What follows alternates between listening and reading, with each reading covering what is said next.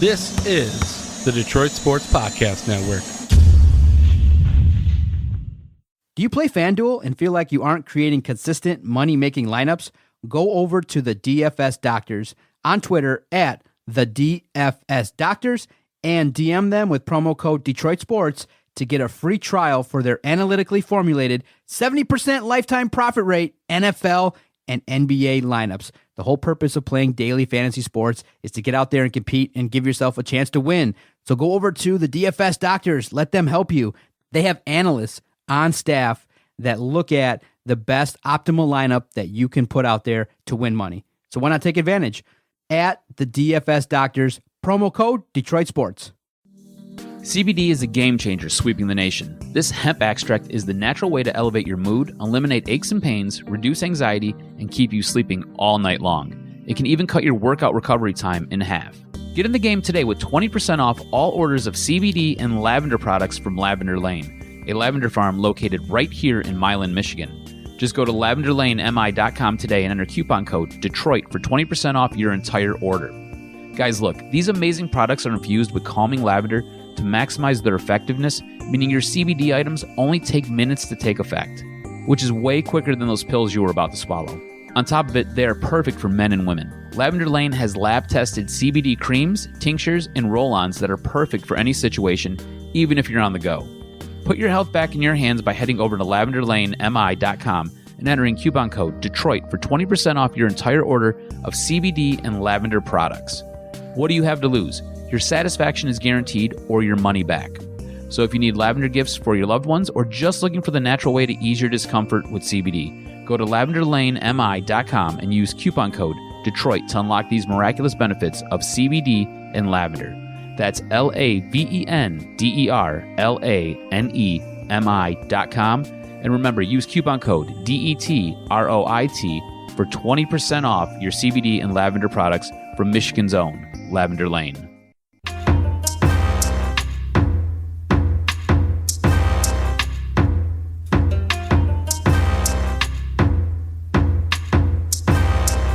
Welcome in on a Monday to the Monday Mashup. Shea and Kevin on Detroit Sports Podcast. And for the third straight year, our Michigan State Spartans are Big Ten champions. Let's go. Go green. Never ends. It just never. I know you don't watch a ton. I don't. But it just never ends. I'm still proud, though. I'm so happy. Like, I don't watch. I like. Now there's a Big Ten tournament, and then the March Madness, and that we'll watch. That I'll watch. I've been watching a ton of college basketball lately because it's the only thing that I can gamble worth a shit in. Okay, fair enough. So that's kind of been my spot. It's a weird gambling point in the NBA. Anytime you get past January, it's just like you never know if they care. I don't know if it's an anomaly or what, but my last 10 bets in the NBA, I am 0-10. I've had those streaks. Don't feel bad. I've had those streaks. I reset my Action Network for like appropriate accounting, and since doing that, I have not won an NBA bet. That feels like an impossibility. Like, just statistically, right? to go 0-10 feels You've absolutely... all just straight bets or props, or what are we talking about? No, just straight up sides and totals. In college basketball, since resetting, I'm like 10-6. And you got to find like an easy prop to just get you a win in the NBA. Just find like points and rebounds for something. Well, yesterday I had Celtics minus 5.5.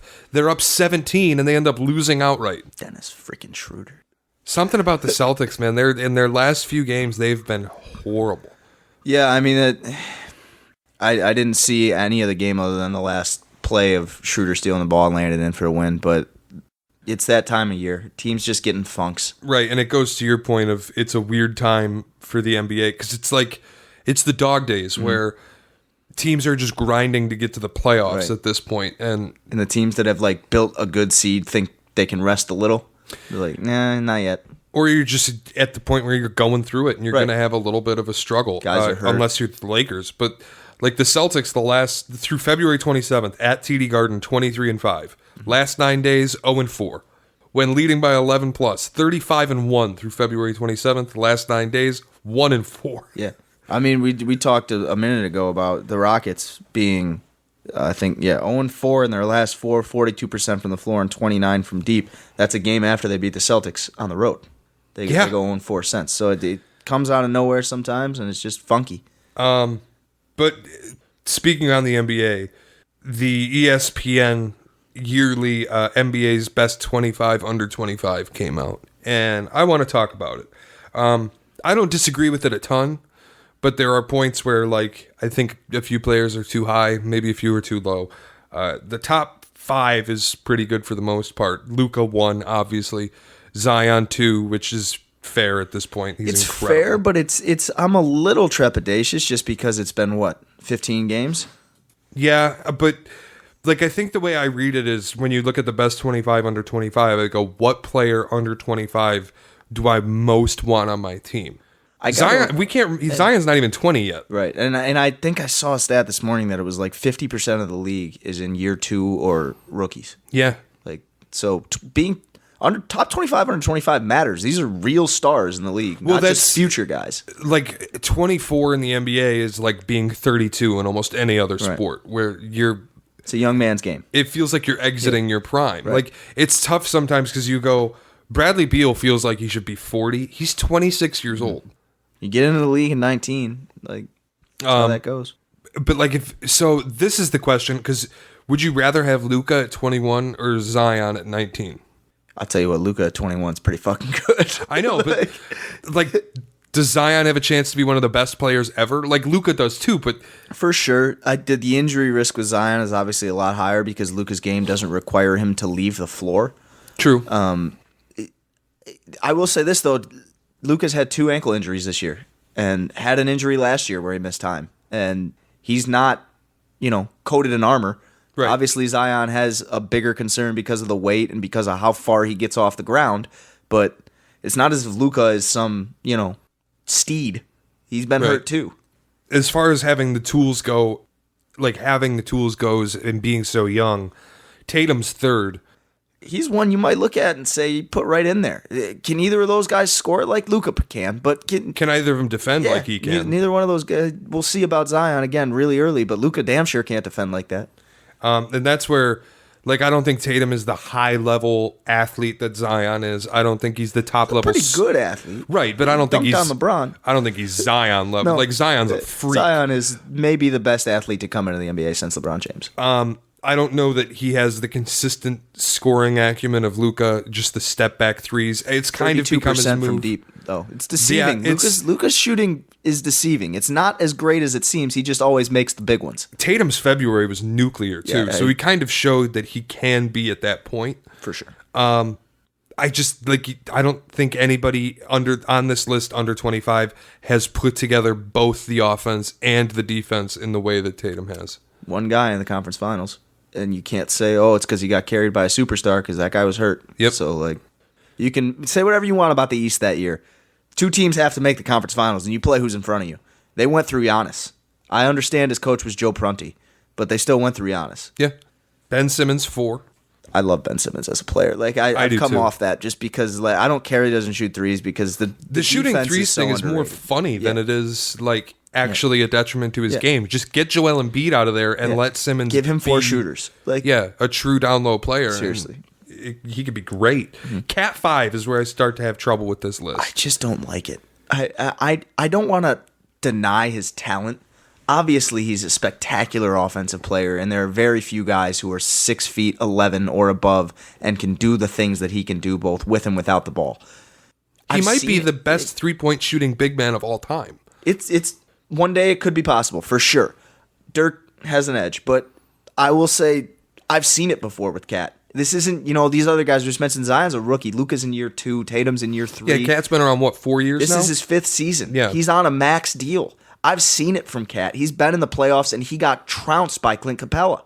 Like, Jimmy thinks he's soft. Other people thought he was soft.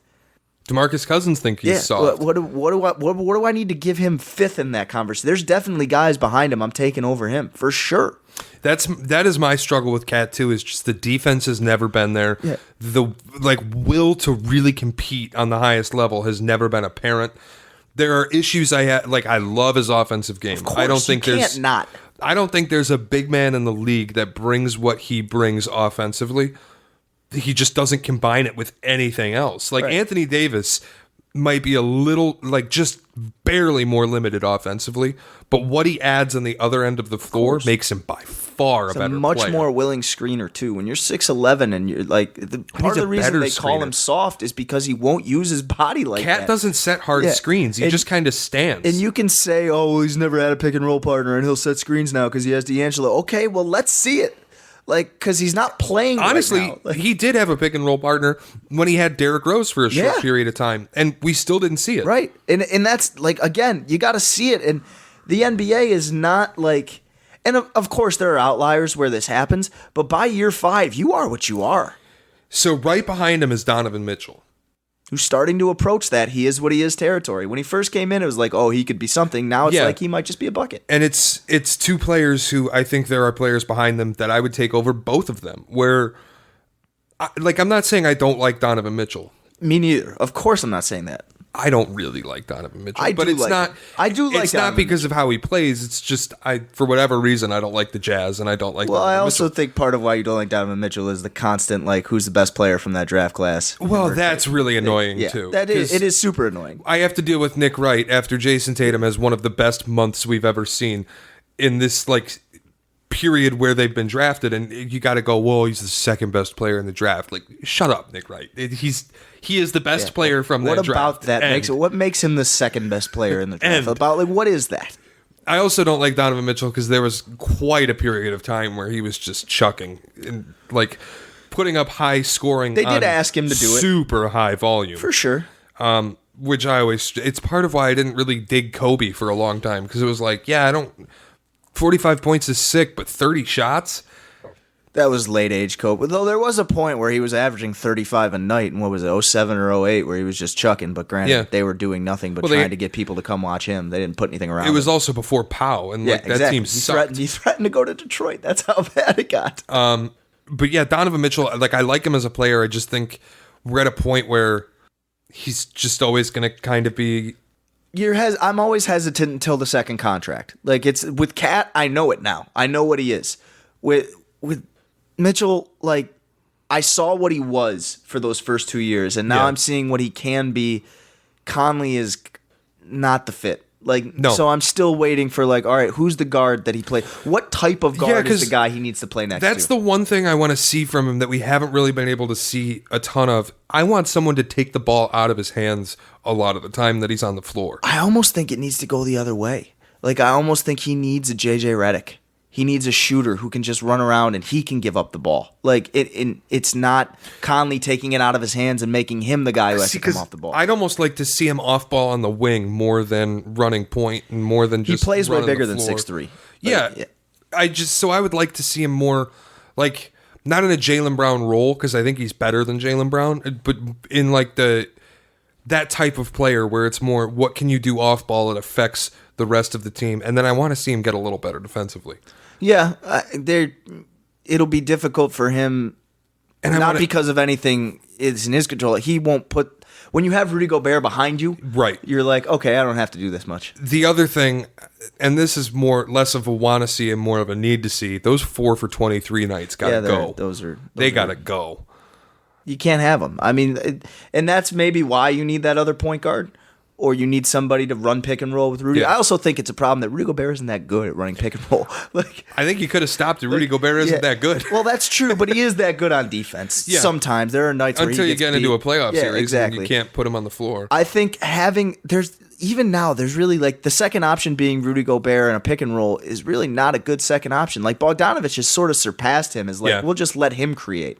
Like, if you get him and the Jazz are never trading Rudy Gobert. I want to preface this. Like, they're not going to do it. They love him. He's not that expensive, and they're not going to do it. He makes All-NBA every year. What a weird team. They'll pay Rudy Gobert. They wouldn't have paid Gordon Hayward. Right, exactly. But the idea that, okay, let's get another person who he can run pick and roll with and then make him a point guard. Like, that's very intriguing to me, and I don't think Rudy Gobert is a good enough partner for him to be the guy who is the first option in a pick and roll, because they're just going to key in and double the pick and roll every single time. And that's why you need a two guard, though Jordan Clarkson's played really well for them. Yeah, he's been better than I expected. Oh, way better than I expected. I thought he was going to be a disaster. Yes, I did not see that going well. So That was a your junk for our junk trade. So after Donovan Mitchell and Cat, you get 7 is Ja Morant, and at 20 years, and the missed dunks, I'm so sick Yeah, of. those are annoying. But 20 years old at Ja Morant. I'm not annoyed by the missed dunks. I'm annoyed by that the Sports highlight. Center makes them a highlight. Yeah, that's irritating. But he's been fantastic. Yeah. And I think I'd rather, and this might be blasphemous, but I think I'd rather have 20-year-old Ja Morant than almost 23-year-old Donovan Mitchell and almost 25-year-old Karl Anthony Towns. I would definitely rather have him over Cat. I'd rather have Donovan over Cat. Like, I've seen Donovan win a playoff series. Yeah. Never seen Cat do it. Like, I think Mitchell wants to win more than Cat does. for sure. Like, that's the thing with Cat. He just isn't a competitive player. No, he doesn't have that fire at all. He's just not, like, you watch him and you don't see it. I've never seen it. It's weird too because like the Boogie Cousins connection and like the Kentucky stuff, and Boogie came off the team in Kentucky, and there's a story of him saying to Calipari, "I never want to be on a team that doesn't win again." Right. Cat doesn't have that at all. Tough break for Boogie there. Yeah, no kidding. But Sacramento. I don't want to sit here and trash Cat because, again, his offensive game is why he's 5th on that Right. list. He's spectacular on offense. I'm pretty sure he's the oldest person on that list that has mentioned so far. Oh, yeah. Yep. So that's interesting. he might be the oldest person on this list. I haven't. Yeah. I Just scrolling through, I'm at You think 15 about- now, and he is 16 is older. Okay, so like it gets to the point where nobody else in the top 15 is his age. You start to put him in the category of the guys who are a little bit older than him and see how far back he is. Here he looks like, okay, amongst these guys who are 2, 3, 4 years younger than me, I look pretty good. Now put me with the guys who are a year older. Giannis. Other guys like, no, you're not there. You're just not there. Yep.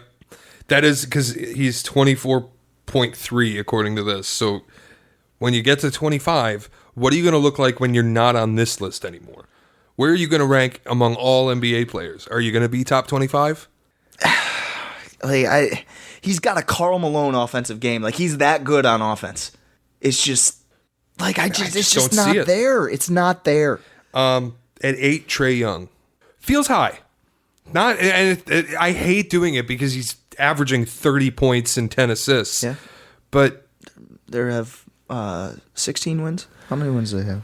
that's my issue, man. And I don't want to say I think I see what Trae Young is now because it doesn't feel fair to do that for a have kid who's 19 wins. 21 and a half years old. But When you're if head I get coach- into year 3 of Trae Young's career and he's still averaging 30 and 10 and the Hawks are still a 20-win team, dude, I'm just not interested in your 30 and 10 anymore. No. I'm honestly not super interested in it now. Lloyd Pierce had a very revealing press conference the other day where he got in front and said, "I can't coach effort." And it's like, you have a bunch of 20-year-olds. If you can't get them to play hard, like I understand if you can't get them to make shots and execute, do whatever, they're 20. If you can't get them to play hard, that's not on you. Your leader's got to step up and be like, "Hey, we got to play hard." You have Vince Carter, and Yeah. you can't get these guys to play hard. Like that's so revealing of everything going on in Atlanta. And I said to you earlier, they'll probably go hire Kenny Atkinson. Like Lloyd Pierce is probably done, and Kenny Atkinson's a former Atlanta assistant, though that was a different ownership group. It makes sense. Let's go get a different player development guy and try and make these guys good. But like the thing about Kenny Atkinson, you look at the body of work and say, oh, 1 win in the playoffs, but Joe Harris is going to get $80 million. Karis LeVert already got paid. Spencer Dinwiddie was not wanted by 2 teams, and he's a borderline all-star. Kenny Atkinson developed those guys. That's what you look at Lloyd Pierce and like look at what they've got in Atlanta, and it's like Kevin Huerter hasn't gotten better in 2 years. Cam Reddish looks a little bit better this year. Trae Young was doing at the end of last year exactly what he's doing now. yeah. And So you're still losing. the most telling Trae Young stat is, for me, like if you average 30 and 10, that means at minimum you're giving 50 points a night. That's at minimum, you are giving your team 50 points a night. Where should you realistically rank in real plus minus if you're giving your team 50 points a night? High. Yeah, you High. would think like top Yeah. 50 probably, right? Yes. 493rd out of 495 players in real plus minus. Yeah, that's not on the coach, and that's not on your teammates, and that's not on whatever you think you've been saddled with fit-wise. I've said this on this podcast before, and I'm sure this will not be the last time I say it. of players who play a minimum 25 minutes a night in the history of the NBA, not this season, in the history of the NBA, by almost every defensive metric, he's the worst player. Like, it's not that he's a liability on defense. There's a hole. It's a flat-out 5-on-4. Once you are cleared him, there's no effort to rotate. And listen, there's nothing to get back and try and get in a passing lane. He stands still once he's beaten. That's part it. of that, too, is it's really a 5-on-3 because John Collins kind of stinks. Yeah, John Collins isn't very good either. But, no, you look at, like, Trae Young is just an absolute zero on the floor defensively. So when you're giving your negative. team... He's not a zero. He's a negative. When you're giving your team 50 and you're giving up 50... that makes you a zero. Even if it's a super flashy 50 that you got for your team, and it's going to make all the highlight reels, unless Trevor Ariza sends you into the second row, which, way to go, Trevor Ariza. That was awesome. But it doesn't win. Like, it's that's what why it you have boils 16 down to. wins. Like, it's the same thing with Bradley Beal, and I love Bradley Beal much more than I like Trae Young. But, dude, you don't play defense at all. You are virtually making that one. I will attribute a little bit more to the supporting cast. Sure, but... it is true. It's absolutely true. When he doesn't love defense. He doesn't love passing nearly That's as much also either. very But true. when you're giving 35 points a night, you would think, well, your team might have more than 18 wins. For sure. That's where this is the part on the list where I really start to go different from the list, because at 9 is Brandon Ingram. I would rather have Brandon Ingram than Trae Young. And it's not even close. Because I just think you've seen now in the NBA, if your best player is a point guard and you're going to run your offense through your point guard, it's going to be very difficult to win in the playoffs. You better have everything else perfect. And that's why with Brandon Ingram at 22 and a half years old, his body's not even there yet, and he keeps getting better. Once his body finally gets there and you can run your offense through him on the wing with Zion helping him down low and Lonzo up at the top, like, that's a player I would love to have running my offense from the wing. Yeah, I agree with you. And the beautiful thing is you can add another guy, and I think he can still be a nice complementary piece. Yeah, absolutely. Like, it hasn't meshed perfectly with Zion, but there was a point in that fourth quarter the other night where Brandon Ingram kind of took over the game, started scoring, kept him in it. They lost, but the one worry with Brandon Ingram though is, like, we saw him going off early in the year before Zion was in, and they had like 10 wins. Yeah, they were 6-22 to start the season. Post Zion, it's been a completely different team. But again, like the supporting cast pre Zion was horrible. Also, I've just bagged on Trae Young for being a bad defensive player. One of the worst defensive coaches in the NBA, Alvin Gentry. Bar none. Well, and it doesn't help that they play 7 seconds or less offense. Right, and they brought in Jeff Bezdelic off Houston's bench after Houston didn't want him anymore to fix their defense, and that hasn't worked either. Yeah. And it's not – I heard Seth Greenberg the other day on Get Up say they don't have an elite defender. They have no one on the – like, Josh Hart's their best defender, completely forgetting that Drew Holiday exists, apparently. They let college basketball people talk about the NBA for no reason because that guy's a moron. But it's not a lack of personnel. Speaking of the college Drew Holiday just is so good at defense. slight tangent on the college basketball stuff. I do hate when they have the college basketball broadcasters switch with the NBA broadcasters, and they have the NBA team do a college game and the college team do an NBA game, because you don't know what you're talking about. You haven't watched any of the games. Look, and it's not your fault. You're paid to watch the other games. Right. I gotta listen to Pash sit down and be like, I've watched like 5 ACC games this year. How is North Carolina? It's like, oh, Dave, they're terrible. They're not very good. The only one who can go either way is Doris. Like, Doris is the only one who can call a college game, and I'm like, all right, this works. Tied for 10th, and then we'll blow through the last 15 spots if we even get to them. Tied for 10th on this list, and these are two guards that I would, and maybe I'm just letting my hatred for Trae Young's game show. I would rather have both of them. Devin Booker and Shea Gilgeous-Alexander. Oh, yeah. Oh, yeah. I would rather have both. I'm so happy you brought up Shea Gilgeous-Alexander. I love him. They did the top 5 under 25, whatever, on ESPN one morning. Like, they just had 5 guys up there. And Shea Gilgeous-Alexander was not talked about at all. They didn't even mention him as like an odd, and I was livid. There is one guy on that list of people that we mentioned, one guy who is leading a playoff team in scoring. Donovan Mitchell, throw him out for a second. One guy, because he's not 21 or under. Gilgeous-Alexander's still 20. So let's focus 21 and under for a second. Luka. Shea's 21 and a half. Yeah. One guy. You take Luka Doncic, and there's one other one. Shea. That's it. Nobody else 21 and under is leading a playoff team in scoring. He is. Well, I mean, we could also argue Tatum, And yes, since Tatum that is changed going to eventually a week change that ago. over. But still. So yeah, let's add Tatum in because he Right. turned 22 last week. Right. So you have Luka, Tatum, and Shea are the only three that are leading their team in scoring as playoff teams. Like, that's... And he, by the way, Shea has learned played in the playoffs so last much. year.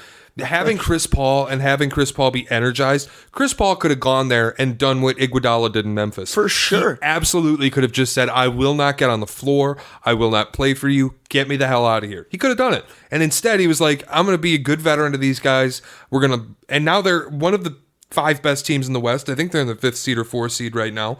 And Shea is like a revolutionized player learning from Chris Paul.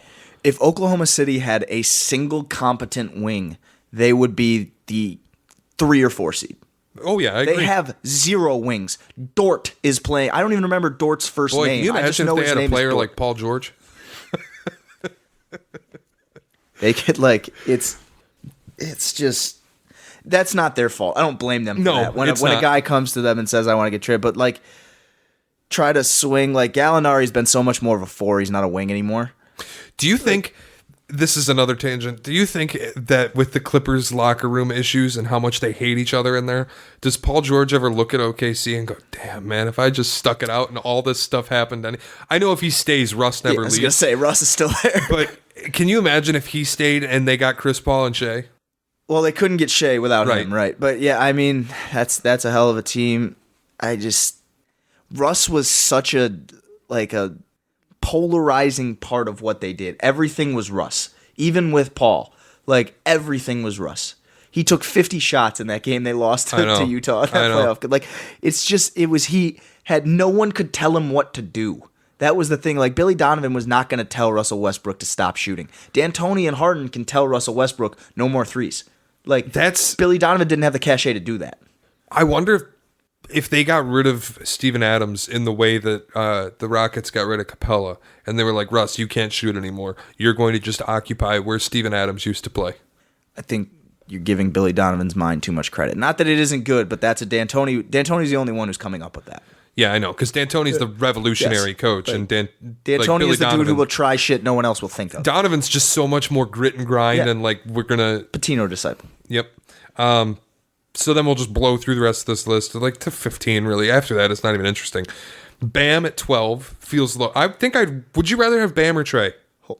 In the era of guards, Trey, but I'll say this: rather have Bam than Cat. Yeah, I would. And I'm so happy that you said Bam right now because I've had this in front of me since we stopped talking about Cat because it took me forever to find. But if you didn't get a chance, if you don't know anything about Bam Adebayo, please read into him because it's an incredible story. The guy's 6'8". He grew up in a single wide in the sticks in North Carolina. Him and his mother who worked as a cashier at a meat market. Like, his story is absolutely incredible. But there's an awesome article that Zach Lowe wrote about basically his entire life that talks about a dinner at the Final Four in Minneapolis last year. Bam Adebayo, another assistant coach from Kentucky, Calipari, and Cat. And this, I'm trying to find his name, something Payne. I don't know. Some guy named Payne, who's an assistant at Kentucky, said at the dinner to Cat, take it easy on Bam tomorrow. They were playing in Minneapolis the next night. Towns replied, it's on his coach to send double teams. The coach remarked during this interview with Zach Lowe, I could feel Bam's leg shaking under the table. The next morning, during Miami's walkthrough, Spoelstra rehearsed coverages, including double teams Towns. Out of nowhere, Bam says, fuck that, we ain't doubling. Spoelstra said, okay, I guess we're not doubling. That night, Karl Towns finished with 13 points and 11 turnovers, the most of his career, and the Heat won.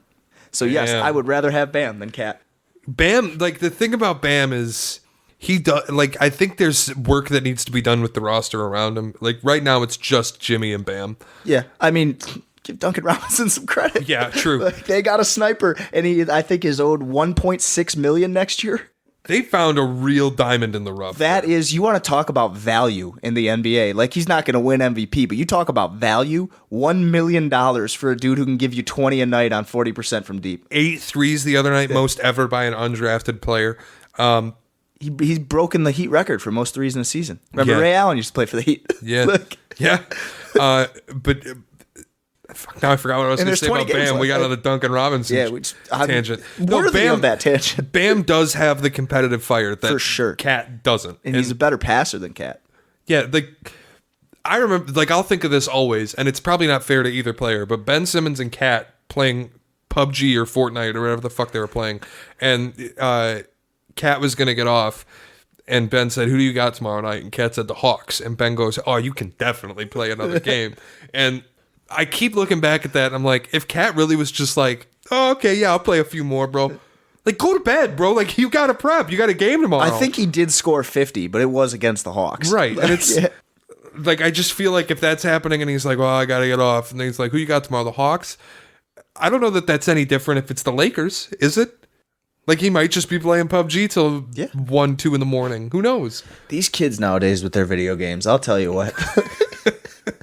13's Jaylen Brown. That's okay. That's fair.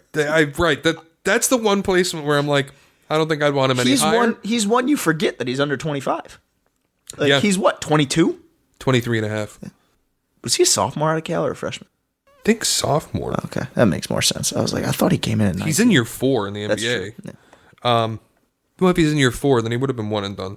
Now I got to look. But he is the placement where it's like, Because he can go up or he's not going to go down from 13. He's just going to turn 25. yeah, he was one and done. I don't need him any higher, and I don't need him any lower. There are things. He's not a self-creator. He's not a great dribbler. But this he is list a very changes in the playoffs, right? No matter what, Oh, yeah. the guys who aren't playing and the guys who are playing, they get the opportunity to push themselves further up that list while Trae Young sits at home and plays golf. Probably doesn't play golf. I don't think he's but playing does whatever golf. else he does. Yeah. Trae Young's courtside watching the playoff Yes. game. D'Lo 14 feels high. Not that It didn't at the end of last year. No, but kind of does now. Now it does a little, but it didn't at the end of last year. I don't really know what D'Lo is. He's been one of the most difficult players for me to quantify. I really wish we could have gotten more time with him in Brooklyn with this Brooklyn team because I think I wish we could have got more time with him with Kenny Atkinson. Yeah. Actually having the there's opportunity another one. I didn't to mention develop that. him. That's another guy he developed because D'Angelo Russell wasn't like he was almost out of the league, but the Lakers didn't want him. They'd rather have Lonzo Ball. No, I think it's fair to say he was almost out of the league. He got traded for nothing, essentially. Brook Lopez. And nothing. Because Brook Lopez was not really a highly sought after player until that's one of those beautiful Magic Johnson things we used to yell about. The Lakers letting Brook Lopez walk away for nothing. The guy who shoots 40% from deep and leads the league in blocks. Right. Yeah, let that guy go. But yeah, you trade D'Lo for that, and all of a sudden Kenny Atkinson develops D'Lo into a replacement all-star. I mean, he developed 3 guards that all have one is already an all-star. The other 2 have all-star potential in Dinwiddie and LeVert. And Harris is one of the best catch-and-shoot guys in the NBA. I think the issue... And Jared Allen is no slouch either.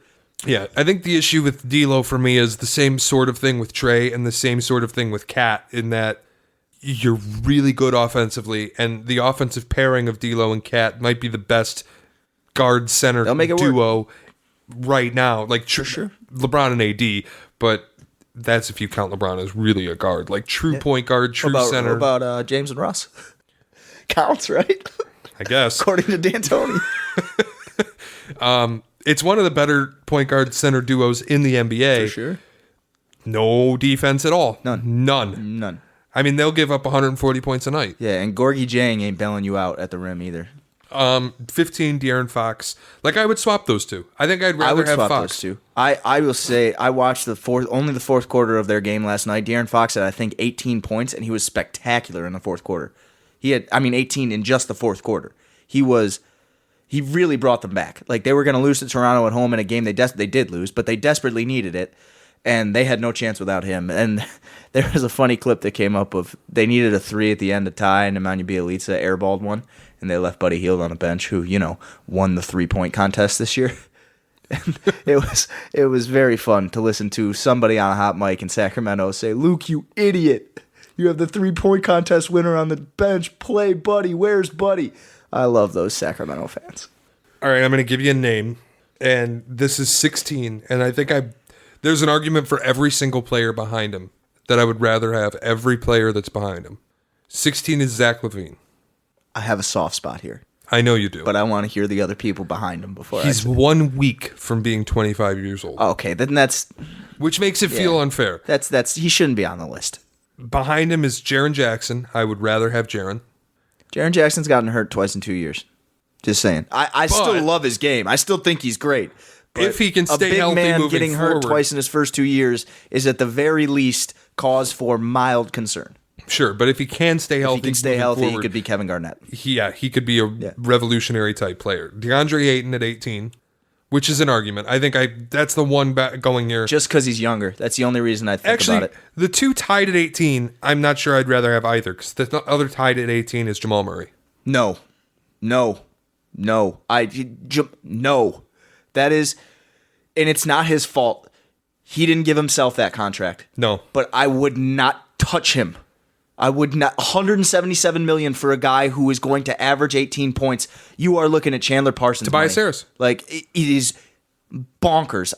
It is not his fault, but I would not go near Jamal Murray with that. That contract is horrible. It is poison. And that's the argument here for 22. Like, now that I'm really reading through it, I think I might have overstepped a bit by saying I'd rather have almost every player. Because Kristaps, I also would not rather have. I would rather. You ready for this? I would rather have Kristaps than Cat. He is playing phenomenally, and when Luka goes out, he plays even better. And that pairing, like, you want to ask me who's getting a championship first, Luka and Kristaps? Yeah, I'll walk that back. I'd rather have Kristaps than Levine. Oh yeah, then Levine for sure. I like Levine a lot. I just feel bad for Zach Levine because before he tore his ACL in Minnesota, he was really building on something. They made him a point guard. He was going to replace Rubio. He was building something, and he got traded while he was hurt. You're switching doctors. You're switching everything. That's so hard to go through. And he is maybe the biggest gym rat in the NBA. Like, he's up there. He is always working. And I love his game for what it could be. I like it what it is now. 21 is a guy I'd definitely rather have, and it's not even his fault he's this low. He's just on a bad team, and he's hurt. It's Jonathan Isaac. He showed some real flashes this year. I would rather some real have flashes, Levine. Especially defensively. He could be really, really special defensively. Domas Sabonis, I would rather have than Levine. I'd rather have than Cat. Yeah. Michael Porter Jr., I'd rather have than Levine. And Cat. If he can stay healthy, I think Michael Porter Jr. could be one of the best players in the league. We just talked about the really awful contract that Denver has. There's your saving grace because you don't have to pay that guy for 2 more years, and you're going to have to pay. He is the guy for me that passes Murray, that becomes the number 2 on that team. 24 and 25, I would rather have Levine. It's John Collins and Lonzo Ball. Lonzo made it. Barely. Skin of his teeth. Having a good year, like, by his standards, but this is what we talked about last week. After you trade a guy, the expectations change, and you forget that he was the 2nd overall pick, who should be the next Jason Kidd, and is now just, like, trending towards a nice player. Lonzo made it on every voter's list except Schmitz, who had in his place Markelle Fultz. Yeah, my reaction is about the same. I don't think I would rather have Markelle Fultz. I don't know how Markelle Fultz made one of these lists. How do you fill this out and go Markelle Fultz? I have been...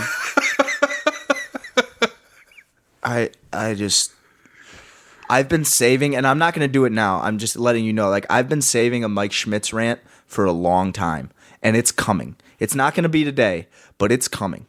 I am so done with anyone at ESPN thinking this guy knows his shit. Give me the last pick he's been super right about. Like, this guy is the and I don't want to do the rant right now because it will be much more glorious when I get to it eventually, probably closer to the draft. But I have zero trust in this guy's ability to evaluate talent whatsoever. None. This is a guy who said Kevin Knox was going to be the savior in New York. Like, I am done. And yet, I don't think Schmitz has the worst ballot. Because Schmitz has Luka 1, Zion 2, Jason Tatum 3, Ja Morant 4, and Shea 5. I think that's the best top 5. Bobby Marks had Luka 1, Jason Tatum 2, Zion 3, Carl Anthony Just Towns say the name 4. Bobby Marks and I'll laugh. And Ben Simmons 5, which is fine, but Carl Anthony Towns at 4 is tough. Here's the worst one from Pelton. Luka 1, Zion 2, Cat 3, Trae Young 4, Ben Simmons 5, Pelton's just Jason overworked. Tatum 6. Pelton's just overworked. They got him doing too much. Like, they overwork Pelton. He's grinding it at both ends. Like, Let me be clear. Jason Tatum and Zion, you can switch however you want. Cat, Trey, and Ben cannot be ranked ahead of Jason Tatum. Cannot be ranked ahead of Jason Tatum. Cannot be ranked ahead of Jason Tatum. I have mentioned like 5 players that are outside the top 15 that I'd rather have over Cat, and I stand by all of them.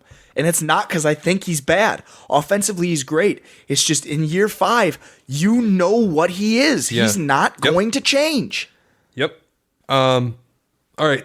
The other story that we have to get to before we get out of here is I want to call it the biggest story in the NBA this week, but nobody fucking cares about it because it's the Brooklyn Nets. They fired their head coach. I'm going to read that text I sent you when it first happened. I got to find it. All right. So the Brooklyn Nets, out of absolutely nowhere, on a Saturday morning, threw Kenny Atkinson in a dumpster outside Barclays Arena. And the reason they did it isn't because Kenny Atkinson's a bad coach. No. It's not true. It's not even because they're losing. They're a playoff team. Literally. Right now. Playoffs started today. They beat the 7. And they are not going to fall out of the playoffs. They are in no risk of losing their playoff 9 spot. games up on the 9 spot, something like that. And yet they fired their head coach. And the reason they did it is because DeAndre Jordan wants to play basketball in a starting lineup. Yeah, and we just mentioned, I don't know, 4 or 5 guys that Kenny Atkinson has taken from fringe to really, really good player.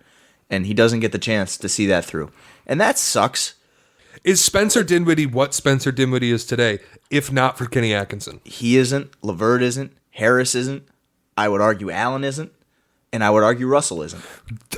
On the topic of Jared Allen, somebody save that dude. Yeah. Get him the hell out of there. They will. I'm not worried about that. Someone's going to come get him. This summer, somebody get him the hell out of there. Yeah, they will. Here's my thing with the Nets. I sent this to you on Saturday morning. You texted me. I didn't even hear about it until you texted me in the morning. And then I just wow, they extended the whole staff. Like they lost one guy to Chicago and extended the whole staff last summer. And his voice has run its course. What? You just decided that you wanted him the next 5 years and his voice has run its course? That doesn't make sense unless you extended him to coach a team that he is not coaching now, which is exactly what happened to David Blatt, right? Like, that's the type of stuff. You get hired to coach one team, and now you're presented with another one. And what that tells me, too, like when Kenny Atkinson himself is saying that he had a conversation with Sean Marks that resulted in him going, yeah, my voice isn't what it was in this locker room. That tells me that Kyrie and KD are sitting in that locker room, despite the fact that neither of them are playing the rest of the season. And they're sitting in that locker room and going, this motherfucker won't start DJ.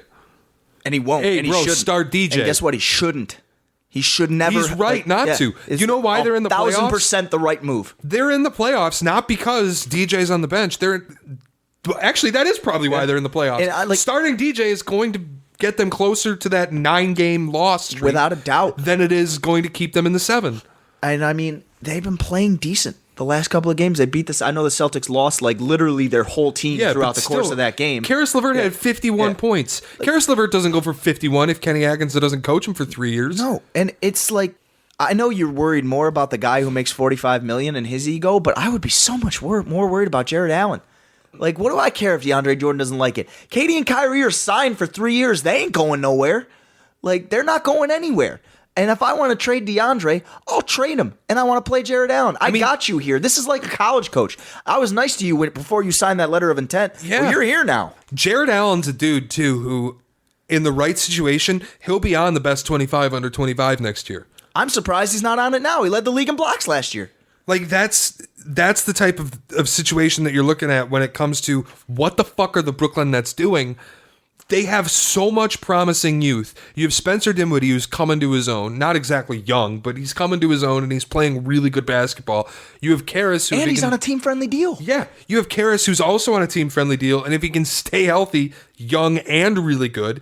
You have Jarrett, who's 21 years old and developing into a really talented center, and you're now stunting his growth in favor of a guy who you're paying $45 million, and the only reason he's there is because Kyrie and KD said, this is why we'll come here. Add on, they have a guy who, for some reason, their stars don't like, who Kyrie and literally KD, 29 other teams would fall all over themselves to add Joe Harris. Yeah. Like, they have that guy, and they don't even want him. How many teams would fall over themselves to sign Jared Allen? Same thing. Like, they shoot threes, they play defense. What's the NBA? Like, why don't you want that guy? He's 20 years old, 21 years old. Harris is 27, 28. Like, shooters, Kyle Korver's 100. He's still doing it. Shooters JJ last. Redick's 100. He's Like, shooting 47% from three. Shooters last. Like, you can stay around forever if you want. Ray Allen was a dinosaur when he went to Miami, and he one hit of the biggest clutch shot in Game 6. Yeah. Like, and it's so funny to me, too, because I texted this to you on Saturday morning. When you texted me, I turned on SportsCenter. It was a 10 a.m. SportsCenter. Or excuse me, it was the 11 a.m. SportsCenter. This broke at like 10 o'clock. 14 minutes go by before they even mention it. It's a coach firing on a playoff team in the biggest market in the NBA. Yep. And not only didn't it lead the A block, it wasn't even in the A block. Like, they talked LeBron Bucks highlights, Giannis's stitches for 5 minutes, 2 minutes on Zion, a couple of minutes on Warriors Sixers that was coming up that night, and then they got to Kenny Atkinson got fired. Oh, and by the way, Warriors Sixers was missing Steph, Draymond, Embiid, and Ben Simmons. And Clay.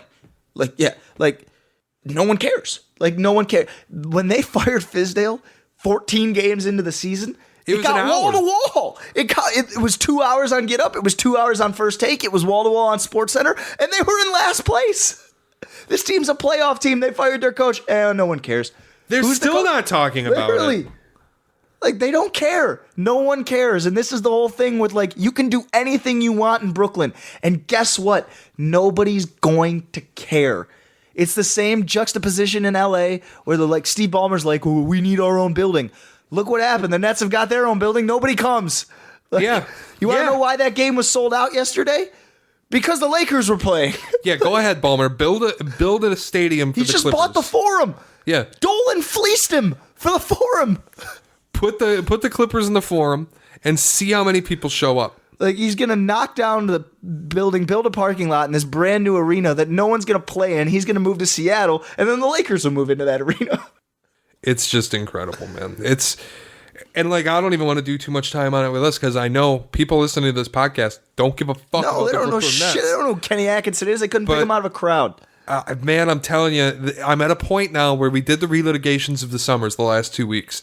And I keep saying, if Kevin Durant and Kyrie Irving tell you they want to play basketball for your team, you sign them. Of course. I don't know if you do anymore. I mean, Like, at this I still point, think you do, but maybe meet with him first. it's been an unmitigated disaster. It has been rough. And granted, it could all go away next year if those two play together and they're really, really good. I'm and they skeptical. I'm beyond skeptical. I'm just saying it just so it's out there. Like, they'd have to get the perfect coach, who I don't know who it is because it ain't Ty Lue. It sure is. Like, let's do that quick because so many stories now are coming out. Kyrie and Ty Lue, like they're the best of friends. Ty Lue asked Kyrie to pass the ball more, and Kyrie said that's 23's job. That's a true story. He also went to 2 back-to-back finals with Ty Lue and then said, no, thank you. I would like to go somewhere else now. He had no guarantee that he was going to go to Boston. He was willing to go to Phoenix to get out of playing for Ty Lue. It just so happened that Boston gave the best deal, which you say what you want about that deal. But in all reality, he was willing to go anywhere to not play for Ty Lue. And I know maybe it isn't about playing for Ty Lue, but it's a byproduct of it. That was his coach, and he said, I'll go anywhere. He's not my coach anymore. Like, that's all it is. Like, I don't know why Ty Lue is the guy. Do you think a part of it is that Ty Lue, when he was there, was like kowtowing to whatever LeBron wanted? Like, I do you thought think that was the whole point of Ty Lue, is he wasn't the guy who would do that. I thought that was the whole thing. It was like, we got Ty Lue because Ty Lue is the one person who can tell LeBron to shut up. And I'm like, I don't know how he would do that, but if he feels like he can do that, good for him. like at this rate, I think the Nets need to get a guy who will just let KD and Kyrie coach the team because, like I told you before we started recording, you might as well just bought a fucking team.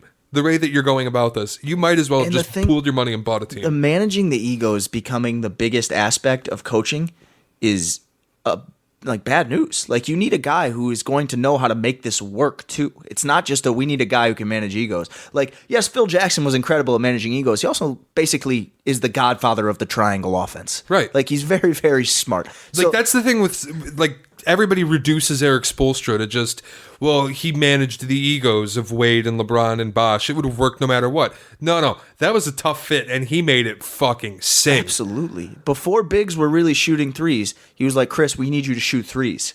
Like, I'm not saying he deserves credit for starting the Renaissance, but that was part of it. It was like, Chris, you can't play down low. These guys have to go to the basket. Like, that was Spo. Like, And Chris Bosh was not a 3-point shooter. No, and it's really smart basketball minds. That's who you should look at, not guy who can manage the ego. Because I got news for you. Kevin Durant's ego ain't like anybody else's ego. Like, there are not guys who are both incredible introverts and have that big an ego. It doesn't happen. That's a crazy rare combination. That goes for Kyrie, too. Yeah. Because, I mean, when you look at Kyrie, Katie, and DJ, they wanted to be in Brooklyn because they wanted to be in New York. They wanted to be in their homes. And they wanted to be able to go to their compound behind a wired fence and play poker on a yacht. Sure. Just the three of them. That's a true story. Okay. Just the three of them. They just want to hang out, just the three of them, and play poker on a yacht with their friends. They don't want to hang out with Joe Harris. They don't want to hang out with Spencer Dinwiddie. They don't want to hang out with Jared Allen. Kyrie would spend they 10 don't want minutes to hang with out Joe with Harris Karis and LeVert. be like, oh shit, there's someone smarter than me. They don't want to hang out with Gary Temple, even though they say his name. Like, they don't want to hang out with any of these Gary? dudes. I know, I did. That was awesome. I've messed that up. But No, it's but no, all right. that was good. That's forever now. He's Gary Yeah. Temple. Yeah, that's it. No, but they don't want to chill with any of these dudes. They want the three of them. They probably live in a different borough. Katie does live in Manhattan. Yeah. The three of them just want to hang out on their own, away from the team, and then go play basketball sometimes. They might as well have bought a team. The infrastructure for what the Nets did in the borough of Brooklyn, like, people should want to go there. Like, they did create an infrastructure and create a, I hate using the word culture now, but create a whatever you want to call it in Brooklyn. They built the best practice facility in the NBA with a skyline view of Manhattan, and it's in Brooklyn. They don't have to go an hour north to Westchester like the Knicks. Yeah. They have the Barclays Center, which, yes, there have been other arenas built since, but is still state-of-the-art and one of the best arenas in the NBA. It's also in Brooklyn. Like, a bunch of people want to live in Brooklyn and live there. Like, they have everything they need. And Brooklyn's one of the most gentrified areas in America. yeah, I think it might be the most gentrified. Detroit, rapidly coming. White girls, leave Detroit alone. But, like, seriously, it's everything they did right. And now you have the guys, and it's like, oh, well, shit. Like, yeah, we thought we did everything right, but we got the wrong guys. Like, we wanted these guys, but we don't want them how they got it. Like, yeah, like, we attracted them, It's but like- damn, it's like the girl who's like, oh, I really want the bad boy. I really want the bad boy. And then you get the bad, you do all the things to attract the bad boy. You make yourself beautiful. You act like you're the whatever. And then you get the bad boy, and you're like, oh, shit, I got the bad boy. Like, Or, like, you buy a puzzle, and you put all the pieces together, and the picture is nothing like the box. but the pieces fit, but it doesn't look like how you hoped it would Yeah. look, right? Like, it's a really weird situation what's going on in Brooklyn, and I love. They asked Doris again. Every time I quote Doris, I love it. But they said, "Who do you think would be a good coach?" She said, "I have no idea." Like, yeah, I have no clue. I have no idea what they're looking at for a coach. I said to you, I don't think Sean Marks makes it past next summer. Like, I have no idea what they want. None. I don't even. Do they make a splash and hire Becky Hammon? Like, what do they want? They're going to end up with Mark Jackson. That will be a disaster. Philosophical debates between Mark Jackson and Kyrie Irving would be the funniest thing in the fucking world. I'm honestly like, I know that it's only been, 6 years since Mark Jackson hasn't coached anymore. I think, honestly, in those 6 years, it's changed so much that he can't even get away with doing that anymore. Like, there's no way that he's having weekly Bible sessions with his team in 2020. No, I think, the world is much different now than it was in It's just, 2014. you're not getting away with that. If Kyrie hurts his ankle and you take him to your church and tell him to bounce on it to show God your pain, I think you would be in a jail cell before you would be coaching another basketball really quickly, game. like really quickly. And the other thing is going to be, and this won't matter, but it should matter morally, who wants to work for a Chinese billionaire? Who wants to know where that money comes from? Who wants to know how much can you take? Because there's already a rocky relationship. Obviously, we know what's going on with China and the NBA right now. It's going to be trouble now. It's going to be a situation. I don't think it will honestly impact any coach because there are 30 of those jobs and you just take it when one's offered to you.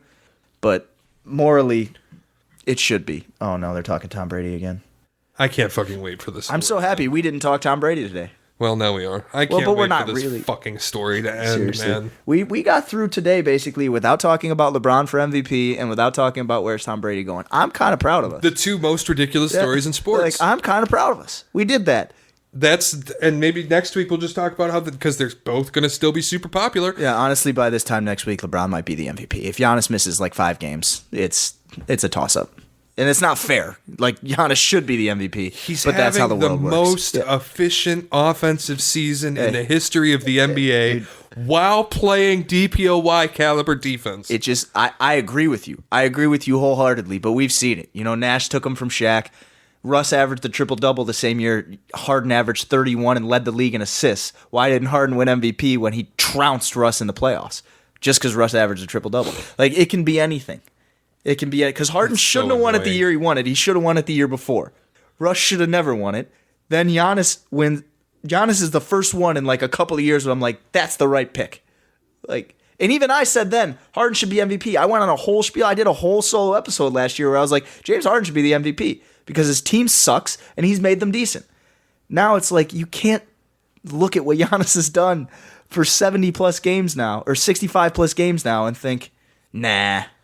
It's LeBron. Like, no, it isn't. Like, honest to God, I feel like Giannis could just stop playing today, and still it would be a toss-up at the end of the season. And it's not to discredit LeBron. Like, the guy's 35 and leading the league in assists. More than one great player. Yeah. But the only way that it's LeBron is if you're grading on a curve.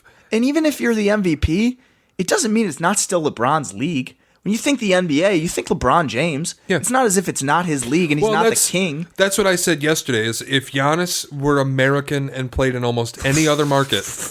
He doesn't even need another market. Just be American. Yeah. He would Russ was playing in Oklahoma City. He would already have the award in his hands. He'd already have given the speech in front of the Kia banners. So much. It's not just that he's American. He's foreign and black. It is going to, like, Hakeem is maybe the best big man of all time. We are never talking about Hakeem as the best big man of all time. Yeah.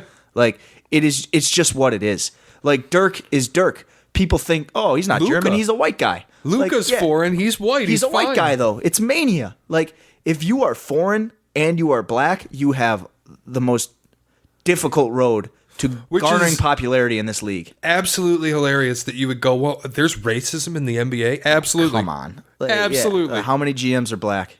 Like, yeah, like, come on. Like, that's, of how many course coaches are black? Right, of course there is. Like, of course there is. How many owners are black? Like, it's just what it is. It's a reality of the business. It's stupid. Doesn't make any sense. It's just the way it is. Like, he's going to fight for that. And that's why, like, when Obama looks at you and says, tell your story is amazing, people will love you more if you tell your story. Like, listen to Barack Obama. Maybe people will. He shouldn't have to. It's not his fault. Yeah. But if you want that, that's what you got to do. You got to tell your story. Yeah. He doesn't want to. He just wants to work out by himself. I don't blame him at all. No, I don't either. You don't have to tell your story if you don't want to. I don't blame him either. And maybe he doesn't want to be the face of the NBA, but I mean, when it's tough when you're foreign, you got that accent. It's worked for Luka, but yeah, big part of it is just you play in Milwaukee, you're Luka foreign, smiles a lot. and you're black. Yeah, Giannis doesn't smile near as much as Luka does. Giannis is cooler. Yeah, I think like 100 times cooler. Luka's not that cool. Luka's a fucking electric player. I don't think he's cool. I think it's so difficult. I think when his English is better, we'll know more about him. I think it's just so tough to see what a person is in their second language. Could be. All right. On that note, we'll call it a week. Hell of a week. We'll see you next week. Later.